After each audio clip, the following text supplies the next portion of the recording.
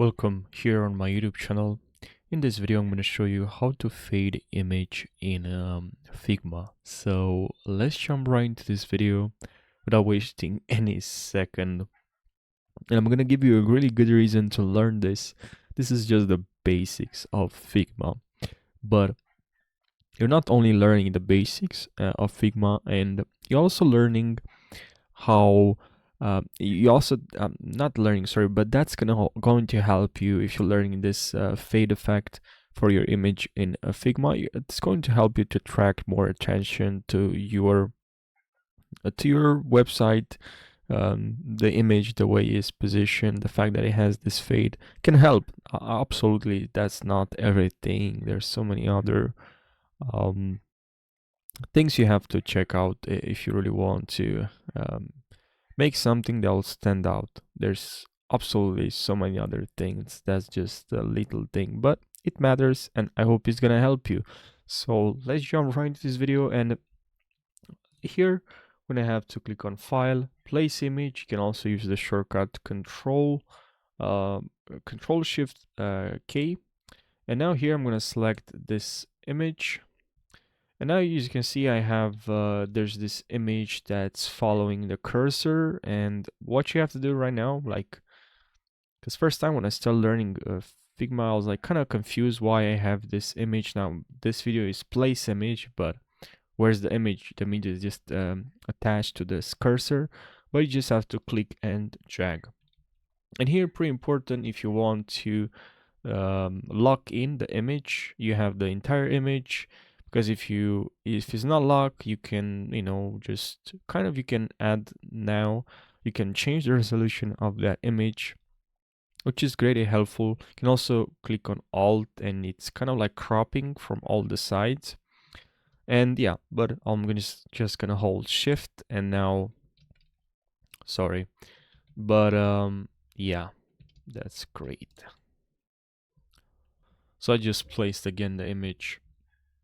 And now we have the image, and now let's click on this. We have here shape tools, so click on that and select rectangle, or you can also use the shortcut R. All right, now click on it, drag, and move here like this. Now we can send back. We're gonna need this right in the back. And now we're gonna click on, just select this rectangle and go to fill, and then here in fill, make sure you select gradient. And now for this one, let's add this black here, and the other one we can add black as well, so it needs to be like this. And now you can also change like this, but leave it as it is. Shouldn't be to 100%. It's okay like this, because it's gonna help you to create this effect. Now let's exit this, and now if we select both, you can also select from here, because maybe sometimes you're gonna have something right behind this, and if you want to select it, you're just gonna have to hold to select from here, hold Shift and select the other one, even if it's behind. And now I have both selected, and I'm just gonna right click and select here use as mask, or also use the shortcut Control Alt M. And now, as you can see, we have this nice effect. But just wait, I'm gonna show you how you can edit this, because you can still edit. You can just select the rectangle, go to fill here, and now here we can still edit this.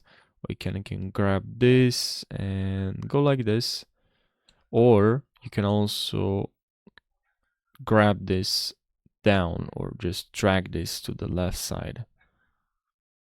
And you can even add another one, so that's pretty cool. And here you can change this part, maybe, and maybe one, you can add one in the middle here, and this is a different color.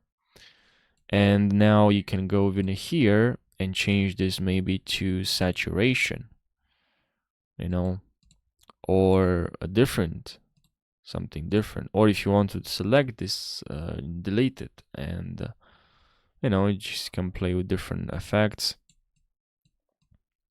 different colors,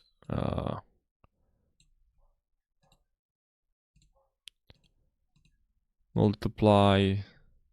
Yeah, you have a lot of options. Just change the order, maybe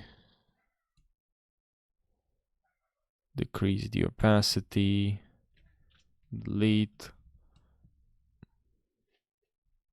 You can even add like picture a picture that is placed, so we can go here in frame, add a new frame, and here we can go to fill now, and here in this fill we can select here image, and now here we have choose image. Please click on choose image.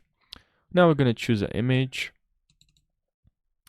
Now we have image. We can also change the exposure, so pretty much we can edit just simple adjustment options to adjust the image if you want, we want to. And now here we can click on this plus here to add another fill. Click on this one here. Now click on gradient, and now we have some options here. We can change this, and now we can add some colors. Maybe we will like this red. We can, here the opacity is set to 20. We can increase this to 25 maybe, and even this one here, you can darken this or saturate this or whatever you want. Change the order, add another color, maybe set this to any blend you want. This one, hard light. Can I even add this to 100? So yeah, I think this can be helpful to just add some customization to your images, some effects. This can attract attention. Depends how you put it, because you learn something, but then it really comes down to how you use it and how you place it, especially when you design this.